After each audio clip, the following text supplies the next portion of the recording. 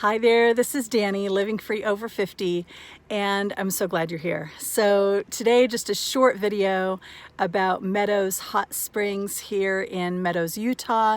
This little hidden gem, my traveling partner, I met a friend on Facebook in a group called We Camp Together, and her first name is Sharon, and we've been traveling together for a week. So she found this place. She's crazy about hot springs and waterfalls. So she happened to find this place, and I was going to head home a couple of days ago and decided I would go a little out of my way and come here, and it was very, very worth it. You know, we've been to all 5 of the big parks in Utah, and they're spectacular and amazing. And this place is, I don't know, 5 or 7 miles off the interstate. It is in the middle of a ranch on private property of a rancher who is kind enough to let everybody just come here. And it says, you know, have fun and donate if you wish, or something like that. So he does have some donation slots, and just encouraging everybody just to be respectful. We found a little bit of trash, but not too bad. We have heard reports that there's a lot of trash and stuff, but it wasn't super bad when we were here. I stayed here 2 days.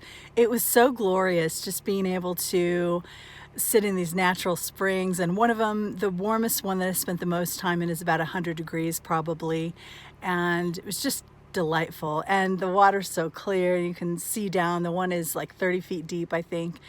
Anyway, just a couple of snapshots, and I just wanted to say that, you know, in these travels, sometimes it's those hidden gems that aren't the big deals, that aren't the big they don't need big crowds or big advertising or big whatever. Just those little hidden gems are so cool. And that's all I want to say for now. I'll let you get to it. I hope you enjoy it. And if you're ever out this way, you should definitely stop by. And so this is what it looks like when you're driving up. This is a view from the main parking lot. You can see several people already camped there. I think my van is actually one of those on the left, but we're camped all around. There is a spring straight ahead, but you can't really see, and I'll get closer here in just a minute. This just shows you kind of the scenery. We're out in the middle of grazing land for cows, and there's mountains, and it's flat, and it just gives you kind of a view. This was our actual camping spot, Sharon and I, and this is the view that we had. Just nice open sky. Got a decent sunset one night. The next night it rained. This is the first of the 3 hot springs, and I'm only going to show you about half of this one. There were some kids. There's actually a dock at this one, and there were some teenagers jumping off the dock and taking turns, so I didn't want to picture them, of course, to respect their privacy. But this gives you an idea of the layout, and then you can see in the distance the mountains. This is the second spring. The first one is the coolest. It's probably, I would describe, like a little cooler than lukewarm bath water. This second spring was smaller, but it's still beautiful, gorgeous, clear, and perfect. The temperature just wasn't exactly what I wanted. It was just a little cool for me. I liked the third one the best, and I didn't get a good video of the third one, but I do have a couple pictures of me in it, so we'll see that in just a moment. But this just really gives you a decent idea. There was a little bit of an odor, but not much, and it was just beautiful. It was so easy just to step down into them or sit or whatever. Here's me on the side. The springs never really got all that crowded, but there were usually a few other people there, a few to a handful. And it was nice to just have conversations because people would come and go. We were there 2 days. Most people didn't quite stay that long. A lot of people just came for the day.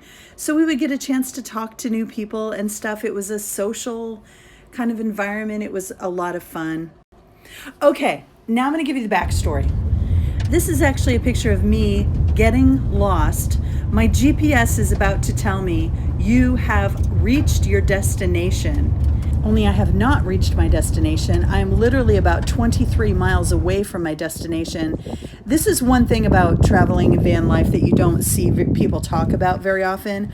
I'm not sure if it was a GPS mistake or a Dani mistake, but it is disheartening, and it's also a little bit frightening when you find yourself in these situations. Luckily, I still had cell coverage, so I was able to find my way back. Here's the screenshot from iOverlander that shows the Meadow Hot Springs. And here's the last section coming up. This is when you know it's time to leave. When they bring in the off-road vehicles and they bring in the motorbikes, it's time for me to go because I am not about all that noise and everything. More power to them. I hope they have fun, but it's not for me. And I just want to thank you for sticking around to the end of another video. Catch you next time.